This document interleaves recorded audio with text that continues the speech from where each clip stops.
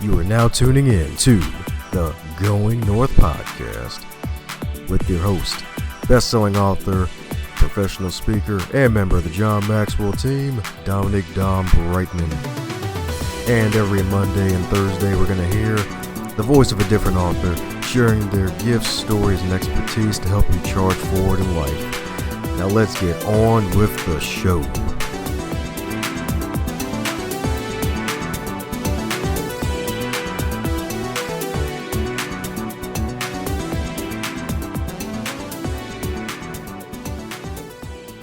And today on the Going North podcast, we bring you some fabulous humans from across the globe. Today is no different.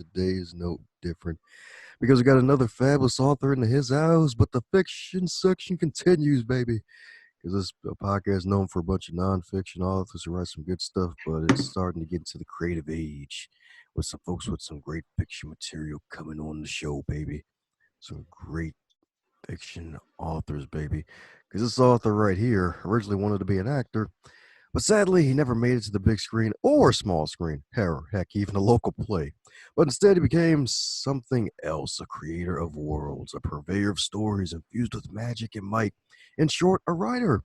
Years later, he published his debut series, Warper, a fantasy about teleporting assassins hired to kill an immortal. You think that's badass, right? And then found success with his third novel, a superhero series. And within urban fantasy, he created a name and fan base with over 300 audio reviews for the series. So this is beyond Sparta, y'all. This author right here has told many that he just loves to tell a story and that spelling and grammar aren't his strong points. And the statement is usually followed by a compliment to his editor.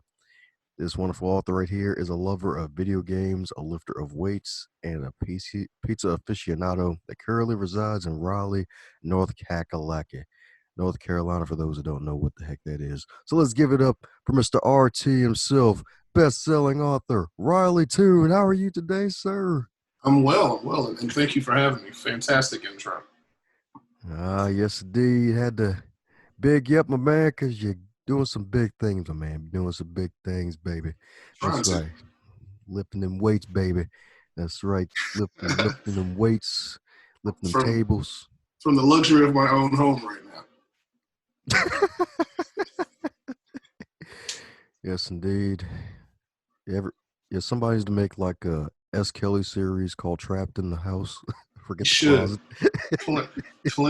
plenty of material right now for that. That's for sure. Heck yes. Things are closed, and like my gym, for example, is closed. But I woke up this morning and saw I got billed for it this month. So I don't know. I don't even know. Things are so tight. I don't even want to complain. I let them have it. Heck yeah, man. It's like, yeah, we still here, man. We got to pay rent too. It's okay.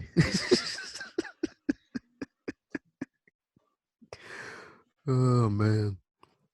But yeah, man, as with all introductions, not allowed to be 35 days long, so mind filling in some cavities where I missed some things, and tell us who is the wonderful Riley Toon.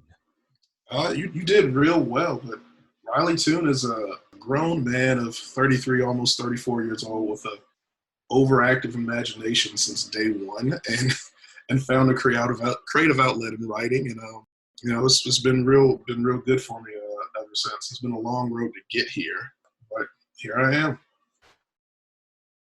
That's right, and there he is, baby. That's right, indeed. Those first few years were real dark days. That's right. Probably darker than Florida. Let me stop. No. I don't think anything's quite that dark, but very close. Very close. Every Florida listener just hit the stop button.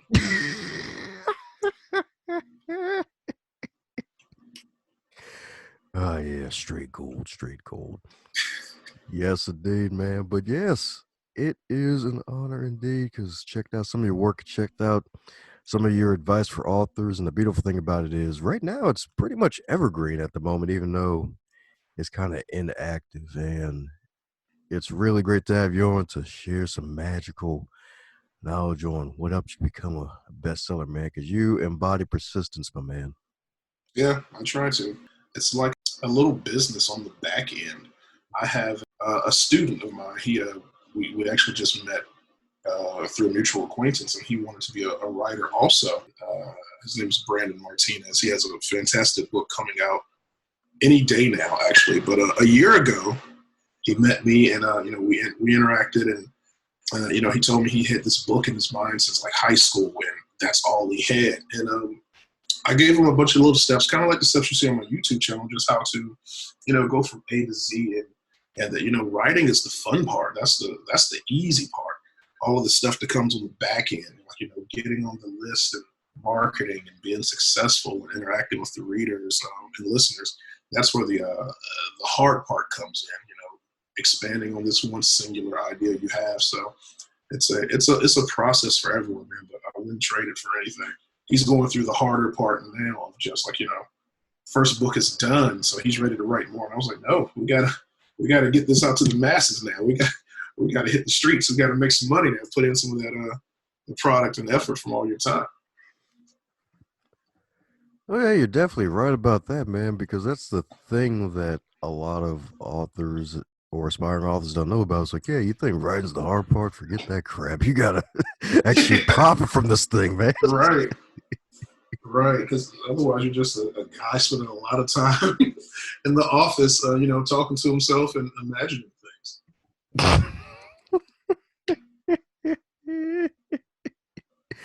Unless you turn those conversation with self into an audiobook. Yeah, you should. It's and those thinking about it reminds me of some of those dark days I told you about. To give you a fun story, around year 2, when I was having a hard time trying to flesh out my characters, now most writers will tell you, hey, you want your characters, your main character and your side characters, your supporting characters, they all want to be round, they all want to be full. Like, each character has their own journey. Like, they're not just there supporting the main character. Even the side character thinks they're the hero of the story. They've got their own stuff going on. This other guy is just, the book's about him, but I've got my own stuff too. But when I first started, I had no concept of that. I couldn't even figure out, how just to paint a portrait of what the character looked like. So I used to go and hunker down in Barnes and Noble and look at people that I found interesting and create little backstories for them in my head. And I took a little point into the creepy zone, and I would like follow them around the store and just watch their interactions and stuff like that. Well, eventually, some people don't take kindly to that, and they turned me into the they turned me into the store management. And I was asked nicely to leave. Barnes and Noble kicks you out so nicely, so shout out to them. I'm not doing that anymore, but it's one of those dark day stories for you.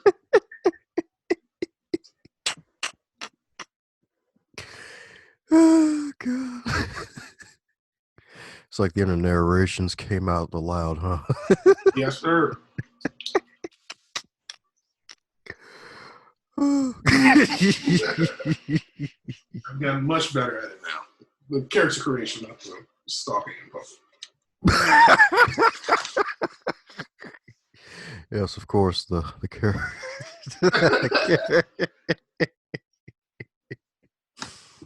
Oh god.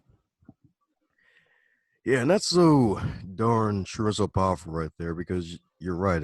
It's like every character in the story thinks it's their story, and it kind of goes back to like life itself in a way when you think about it. No, that's 100% true. Well, that's one of those things that, if you're ever telling your best friend about what happened your day, they're just waiting for you to shut up to tell you about theirs. Like, they're still like, hey, yeah, that's great, but this is what's going on in my life. This is what happened to me. So it's the same thing almost.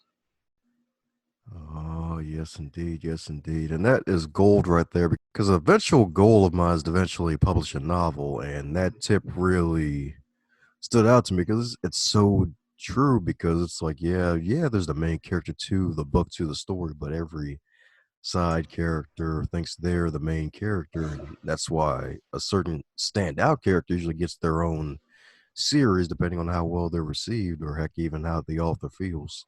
Right. Yeah, no, it's one of the things that I learned, just over time, and it really stuck with me. that bad guy always thinks he's the good guy in the story.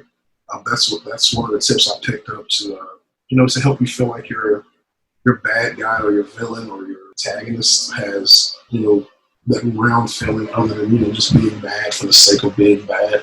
That kind of gets old. So they usually feel like what they're doing is right, and the world just doesn't see it that way, but it's for the greater good.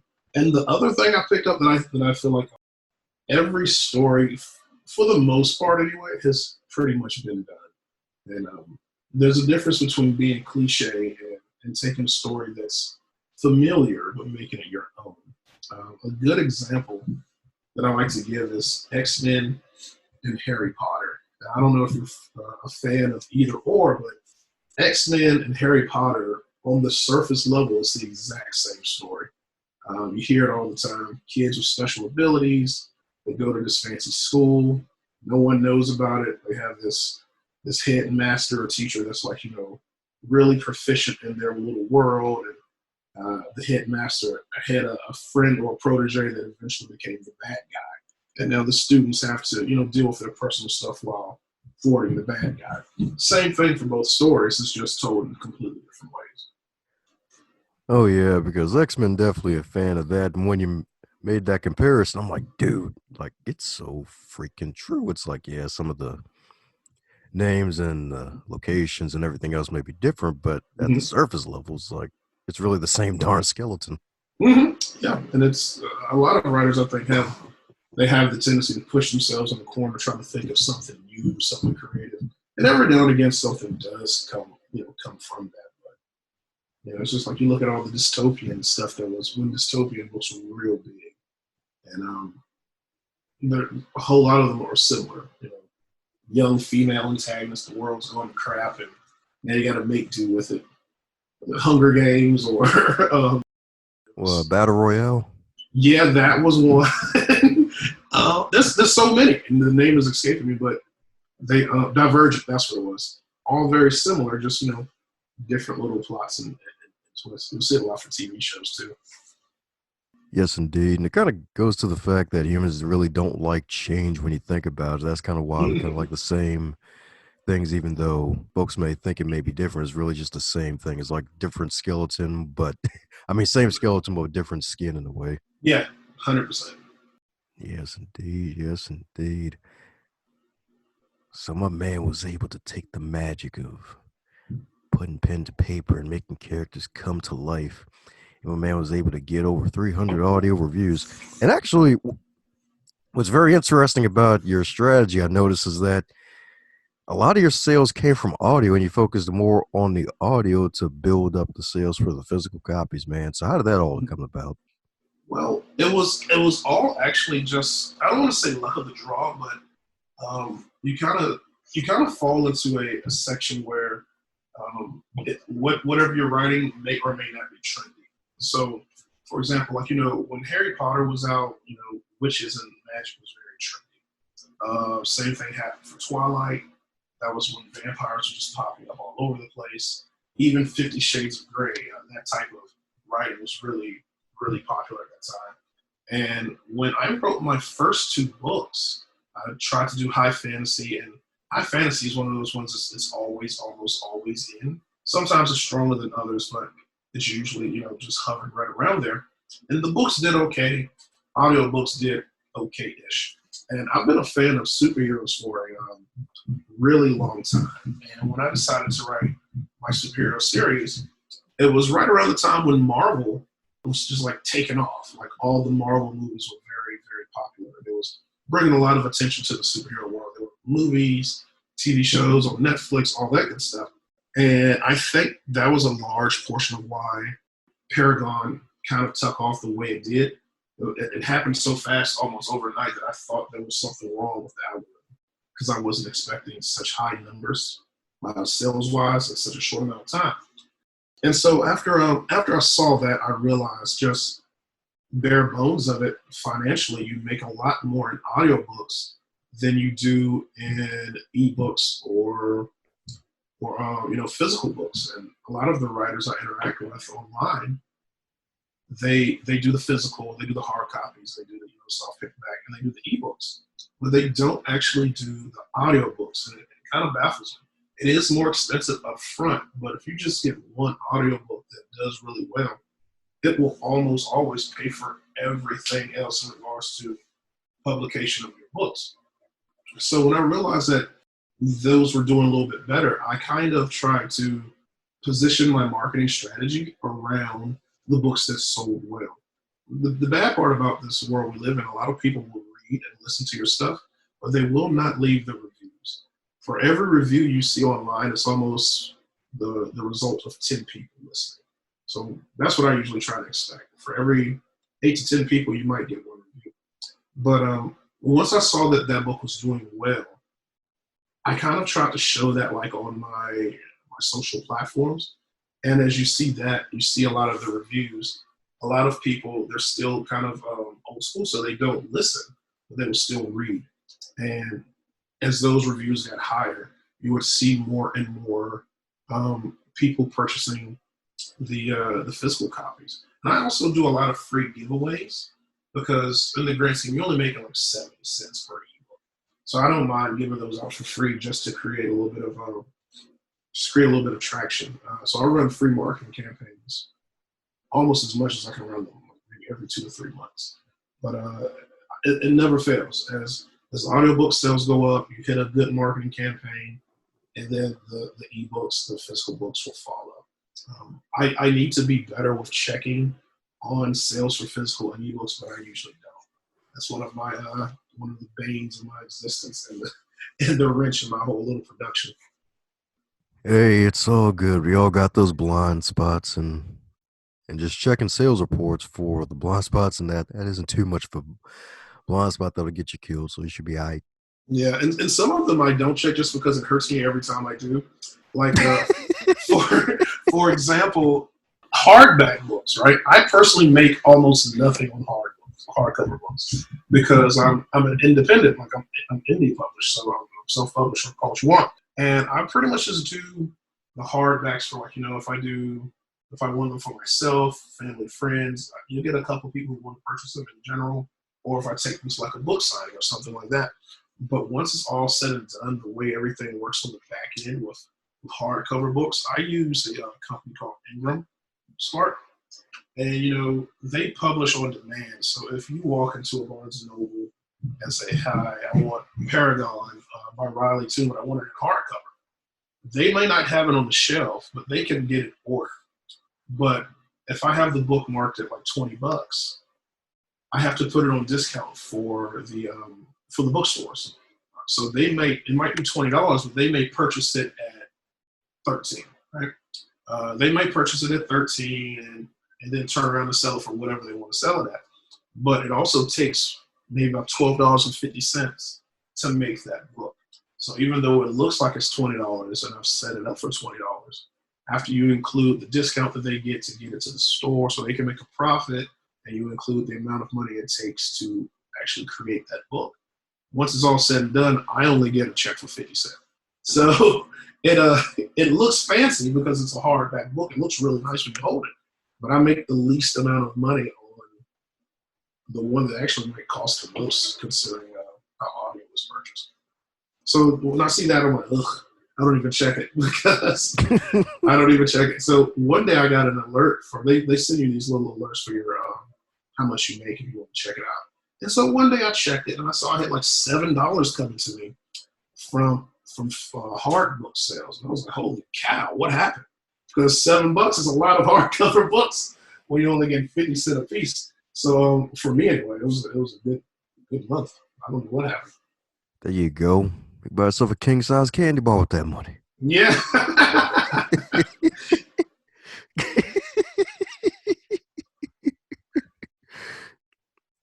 Yes, indeed.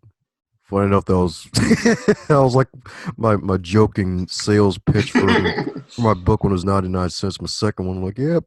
It's like if you buy enough copies of this book, I'll be able to buy at least half of Reese's Pieces. Yep.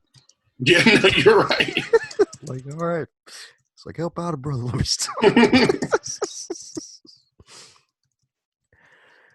But yes, indeed. Yes, indeed. And it's really great to know that side of it because there's like so many hidden parts to it. Well, they're not really so hidden anymore. But there's so many parts to the publishing process and the process of marketing your book and doing it as a business. And it kind of makes sense when you hear of some folks going through the traditional publisher route, getting those hardback books and getting paid so little because it costs them probably almost as much to actually print the book.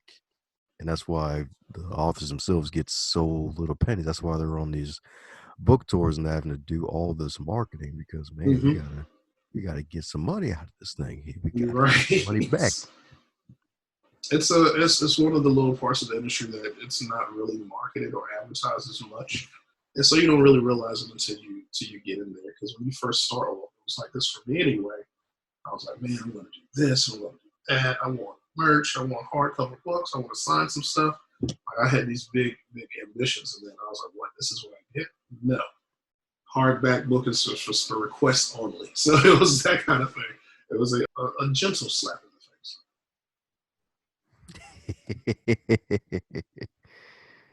Oh man. Yes indeed. Yes indeed.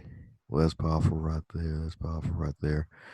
So for those who are looking to go the audio route, was probably the advice you want to give to those who want to go that route because that's a lane that so many folks are missing out on. And funny enough, one of our past guests recently, she actually mentioned how it was good to have her book on audio because you're forgetting about the blind people. The blind people got to hear your book too.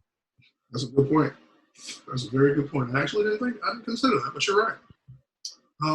To get into audio is very easy, especially for the self-published people. So Amazon is almost like the mob in this self-publishing world. They have their hands in so many little cookie jars and pies that it's almost hard to escape them. And don't get me wrong, there are other avenues and options available to people that if they want to do audio, they can do it. But Amazon just makes it easier.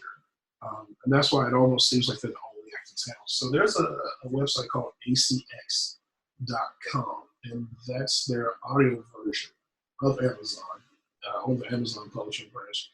And you pretty much just upload a portion of your manuscript, and you can tweak it for, like, what kind of voices you want or what kind of person you're looking for. So if you want a young male with a southern drawl or old female that's very English accent heavy, you can put all of those requests in, and then you just have auditions. It's actually a very fun process because you hear these professionals who are almost like fighting for your business, which is it just makes me feel good, if I'm being honest.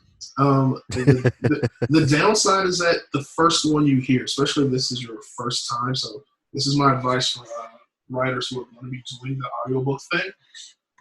Never go with the first two or three that you hear, because you've spent so much time in your head with these characters and you have an idea of what they sound like, and this story is your baby. And then you hear this professional come through with their world-class voice and their tweaking edits on the back end, and it just sounds fantastic. And you're like, that's it, that's them, I want that person.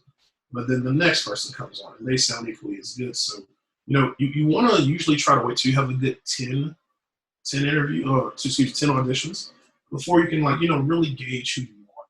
Like, never go with the first one or two or the third one, because they're all going to sound great.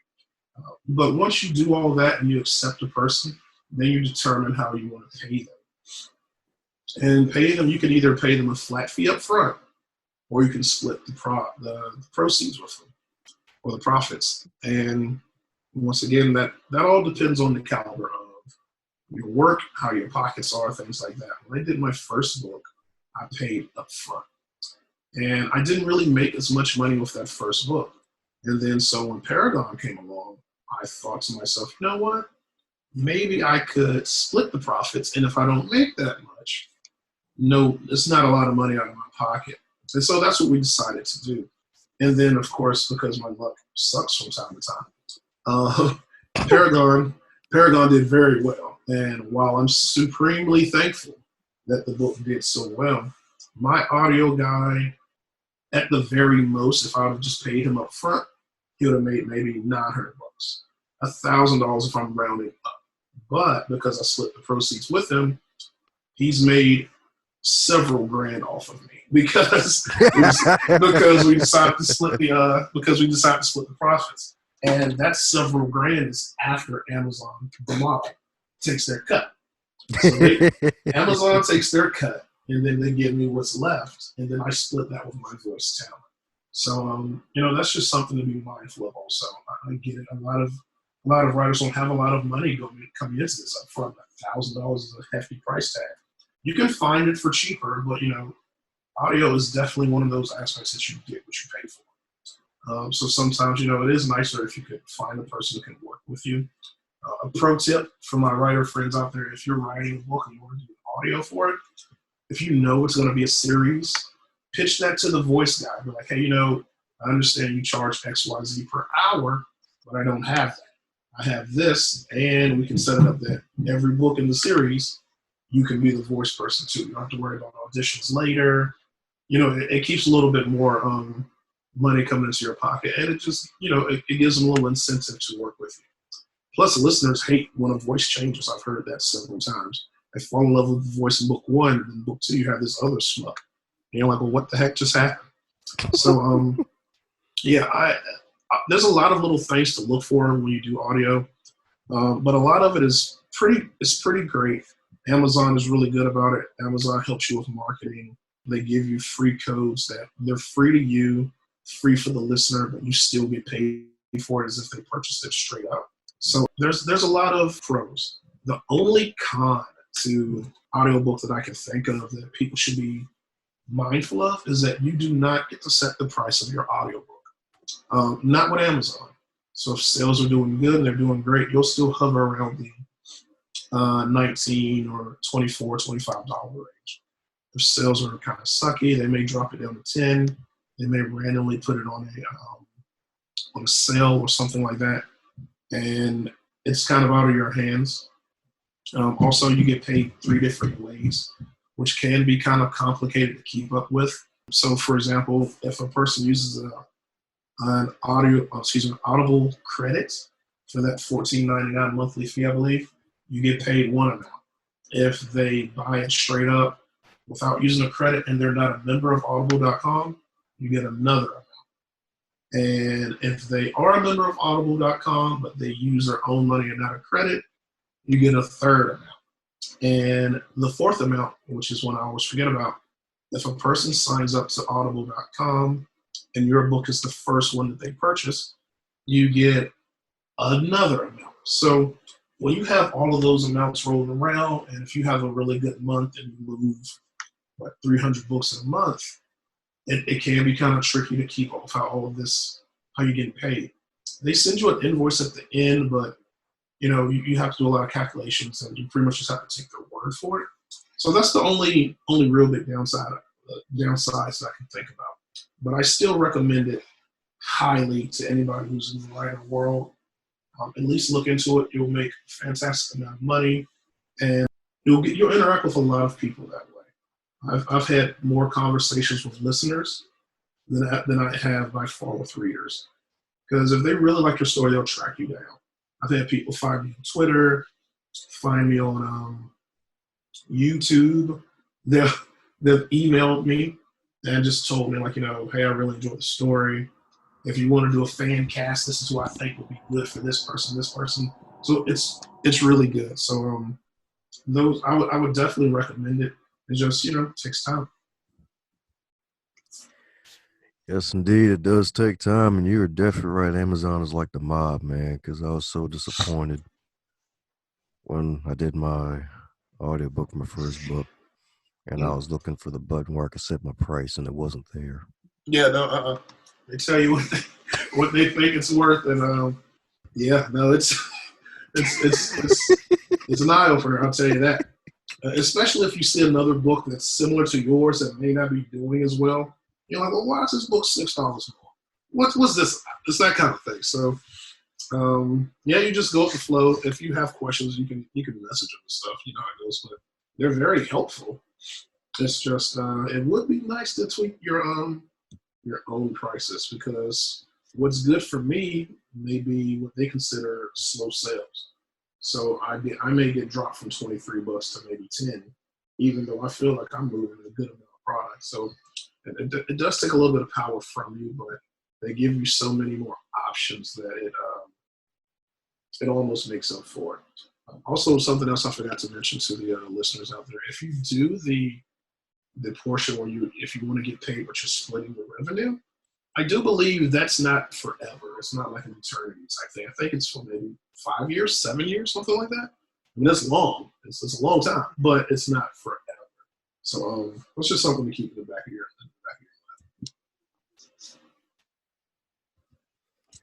Sweet. That's definitely good to know because I've always, cause I was saying to myself, like, man, god dang, I need to get into voice acting and find a deal like that. Like, my That's goodness. yeah, you're right. These guys, I think they make good money. When with my guy for Paragon, I got really lucky with him because when Paragon came out, he was getting kind of new. His name is Christopher Boucher, and he's got a complicated last name, so I may be saying it wrong. But fantastic voice, can do a lot of accents, and he was transitioning from being an actor. I believe he was a stage actor, and he was very new to it. And so when we did Paragon, it was a very smooth and easy process. And in the time it took to write book one and the time to get ready for book two, people had realized that he had a pretty good voice. And some other writer who had all these, fancy things like New York Times bestseller credentials and blah, blah, blah. They came along and snatched him up. And this guy had such a huge catalog. He had a lot of books, but no audio. So Chris was pushing out like a new audiobook every 2 weeks. And so when I finally came back, I was like, hey man, let's do this again. And he was like, hey man, I'm taking a week or so off. I got to let my voice rest. This is what I've been doing. I got another person working with me now. She does the female voices, and it's a whole hoopla. But that's one of those things. Once again, you get what you pay for. And my readers really like him. My listeners, he's very easy to work with. So he's stuck with me until I get finished with this series because I couldn't trade him at this point.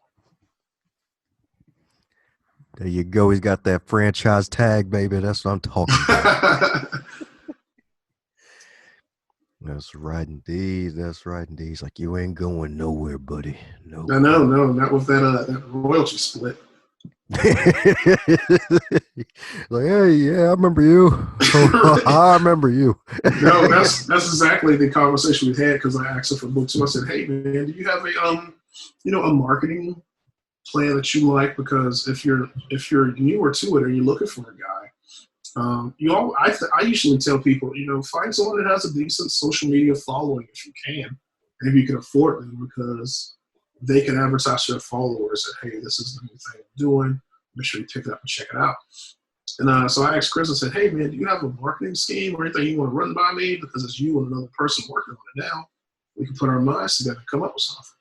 And he was like, no, not really, but whatever you did the first time worked out good. So yeah, let's just do that. I was like, yeah, I know it worked out well for you, Chris. So it's that kind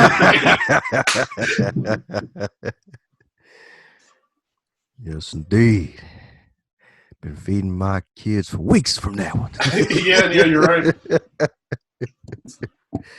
Oh man.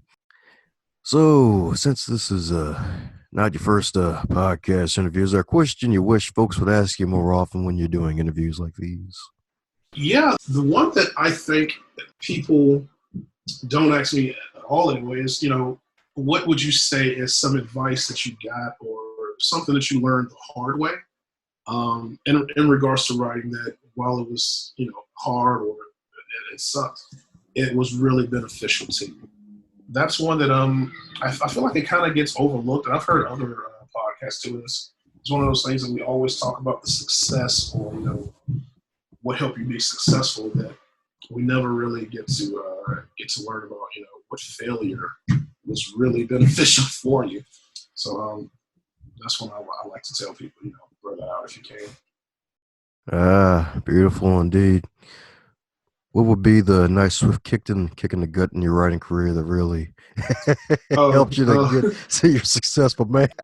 Well, when I first got started, I have a buddy of mine. His name is Jonathan. fantastic guy, wonderful sense of humor. He's a physician's assistant. I actually should probably check on him now, especially with everything that's going on. But when this all started, and before I got into making a profit, it was hard for me to get these books published and up and roll. Luckily enough, now I'm in a position where, like, the audiobooks pretty much pay for the production of the next books. So that's I'm thankful. But when I first started, he was my beta reader. And beta readers are something I really don't do much of. But he worked with me, we worked together. He had heard so much about the book that he wanted to read it. Not only did he want to read it, he offered to put some money up to help me get the editing done. So I sent him over the book once it was done. This was before the editor got a hold to it. And me and him, we were friends. We talked on a regular basis. We texted on a regular basis. So I sent him this book and told him, like, hey, this is how it works. You tell me what you like, what you don't like. And then, I'll tweak it if I think it needs to be tweaked. That's what a beta reader is, essentially. And so I sent him the book over, and, a couple of days went by. I texted and said, hey, man, what you think so far? Crickets, silence. It was like his phone fell into a void. So I just never heard from him, right? And we didn't work. Our shifts, they got tweaked, so I wasn't working with him. So then I sent him an email from the work email, like, I'm thinking, okay, he can't do this. More silence. It was like someone took his mouth and just ripped it off his face. And so when I finally caught up with him, and of course I might be embellishing it a little bit, but when I finally caught up with him, he told me, hey man, this sucks. Like he just told me, he was like, yeah, this isn't it. And I was like, oh, like, well, what sucks about it? He was like, well, it sucks. And that's what I was like, okay, cool. So that first story I wrote, that in hindsight, it did suck. I mean, it was really bad. This was, once again, these are the dark times. So I took that story and pretty much just like put it on the shelf and I just left it. And then I went on to, I did a little bit more research and I took some writing classes, listened to some more writing podcasts, and continued to try to perfect the craft. And then I wrote Warper, and that did okay. But that very first story that I wrote that just really, really, really sucked, I went back to it and I dissected it and I took away the parts of it that I really liked and threw away the parts I really wasn't sure about. And some of the stuff I had learned over the next year or so, I applied it to that book. And what came out of that was what is now known as Paragon, which has been by far my best seller. So his hardcore, brutal honesty, instead of just being a yes man saying it was great, is what led me to do a little bit more learning, practice the craft a little bit more, and realize, what sucked and what I could change. And it eventually led to the bestseller that I've written thus far. So I'm really thankful that he did what a lot of friends wouldn't have done and told me the truth. He didn't have to avoid me, but he could.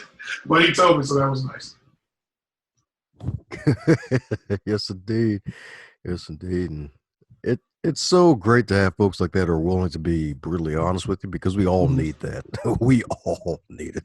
Right. No, it's very. I'm very thankful for it, and it's one of those things that the gentleman that I mentioned earlier, who's kind of like a quote unquote student that I'm helping him get his book published. That's one of the good things about us, that he takes feedback really well. So I don't have any hesitation to tell him, like, nah, I don't really think this works. Nah, you're sounding a little bit much like this person, or things like that. Sometimes you need a person to tell you, hey, this doesn't make sense. I know you want to write about it, but it doesn't fit the story. So it's really good to have those people in your corner. Heck yeah, man. That's right. Get to avoid them delusions of grandeur, and then you get to get your metaphorical six-pack writing abs going, and then you reach your paragon, baby. Yeah, you're right. Oh, man. And then it's been good ever since. Yes, indeed. So if you were to wake up tomorrow and you were 25 again in the current year of 2020 with all of your knowledge and experience, what advice would you give to yourself?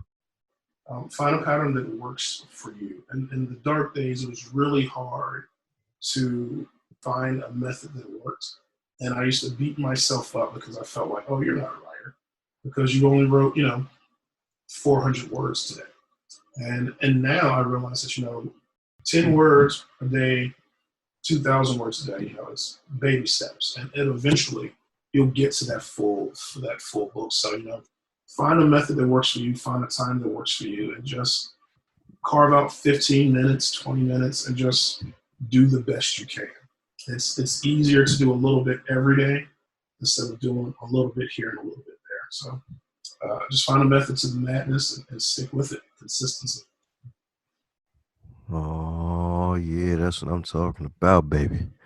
That's that explosive growth right there through consistency. Heck, yes, indeed. Yes, indeed. Yes, indeed. Where that deed stays in. So, for those who want to keep in magical contact with Radiant Riley, what's the best way for folks to reach out to you? The best way this happened to me so far is through my Twitter at Riley Toon Author. Most people interact with me there, and I've met a fantastic amount of readers, writers, listeners, just people who are curious about it. That's the best way to interact with me, find out about updates, and just RileyTune.com. That's RileyTune.com. Tons of ways to contact with me there. You can find everything I've written there also. Woohoo!